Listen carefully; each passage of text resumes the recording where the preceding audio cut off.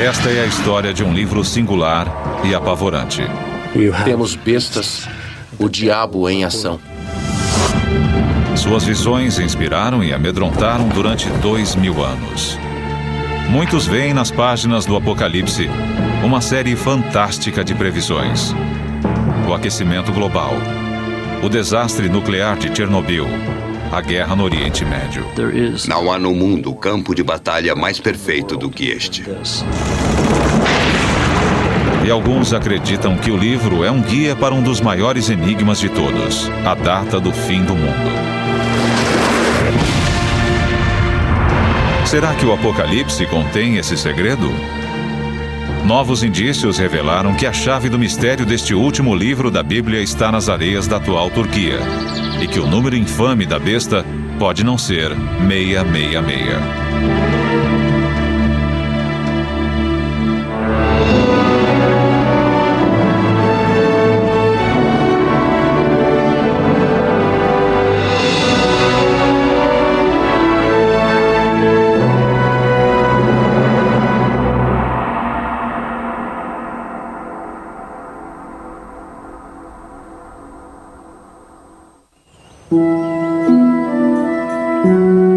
Para entender o Apocalipse, precisamos saber quem o escreveu e onde.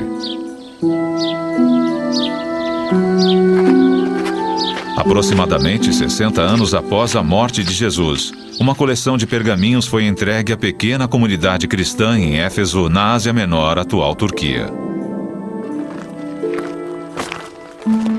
Os pergaminhos continham o que agora é conhecido como o Apocalipse, o livro da Revelação.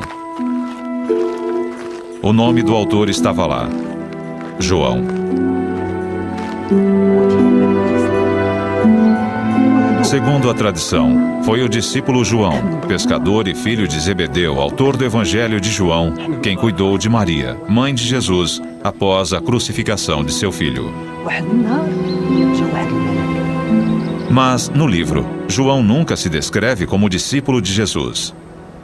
Nem escreve como se o tivesse conhecido.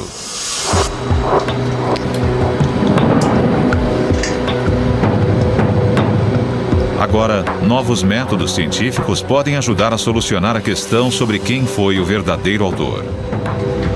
Sir Anthony Kenny é um perito de destaque em estilometria, que analisa as técnicas da escrita. O que mais caracteriza os autores não são aquelas palavras especiais consideradas favoritas, mas a frequência com que usam palavras muito comuns. Duas dessas palavras comuns examinadas por Sir Anthony foram de, um termo similar a mas, e kai, que significa e. O termo e é 2 vezes mais frequente no Apocalipse, assim como em qualquer outro livro do Novo Testamento. Enquanto o Evangelho de João não o aprecia muito, sendo usado menos que a média.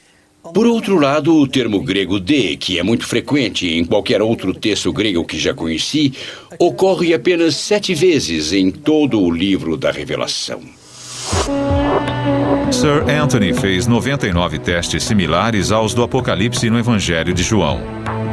Seus resultados foram conclusivos. Usando uma simples técnica de estatística, consegui reunir esses 99 testes de uma forma em que pude discriminar os textos. E, no final, eu vi que o 4º Evangelho e o Apocalipse eram coisas distintas.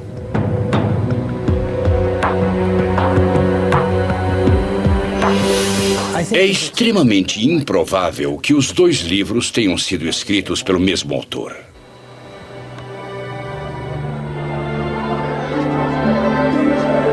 Sendo assim, tudo indica que João, o discípulo, não escreveu o Apocalipse. Greg Carey, perito no assunto, acredita que haja outras pistas no livro que indiquem o seu autor.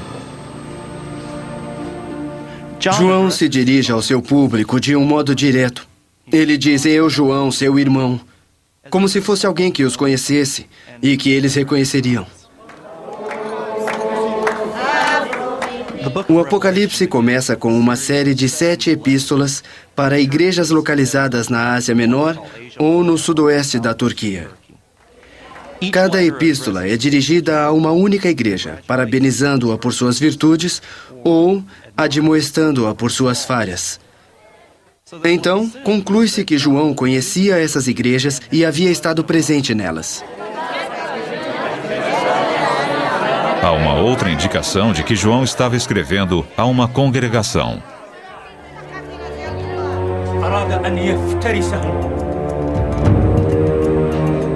O Apocalipse de João, que significa revelação, descreve as visões distintas de anjos e monstros.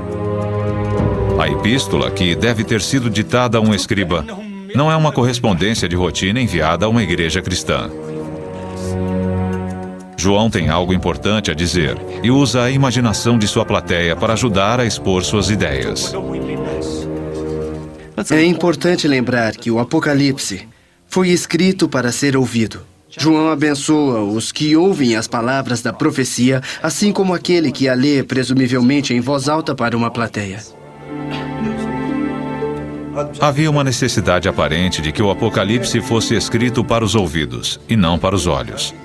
A maioria das antigas comunidades cristãs tinha algumas pessoas alfabetizadas e elas provavelmente eram líderes daquela comunidade, mas a maioria era analfabeta e isso refletia a sociedade em geral. É quase certo que João fosse um homem de autoridade na igreja, escrevendo para os seus rebanhos na Ásia Menor. Mas isso ergue uma questão fundamental. O dragão de 7 cabeças e os 4 cavaleiros apavorantes são imagens incomuns, mesmo para os padrões do século I. O que fez João recorrer a imagens tão medonhas para transmitir sua mensagem? Para entender o verdadeiro significado do livro, precisamos voltar às suas raízes. Segundo a Bíblia, João escreveu o Apocalipse na ilha de Patmos, perto da costa turca, naquela época sob o controle do Império Romano. João diz aos fiéis que está na ilha por causa da palavra de Deus e o testemunho de fé em Jesus. Sempre que o Apocalipse menciona o testemunho de Jesus, ele o liga a sofrimento. Na verdade, a palavra grega martus para testemunha se transformou no nosso termo mártir e assume esse sentido primeiramente no livro da Revelação.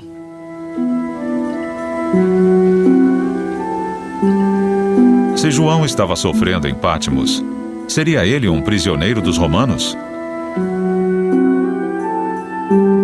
Ian Boxall é perito sobre o autor do Apocalipse.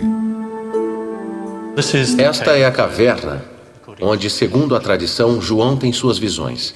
Aqui neste lugar é onde ele tradicionalmente apoiava a cabeça. E como não era muito ágil, segurava nisto aqui para se erguer. João, segundo todas as tradições, está aqui como exilado.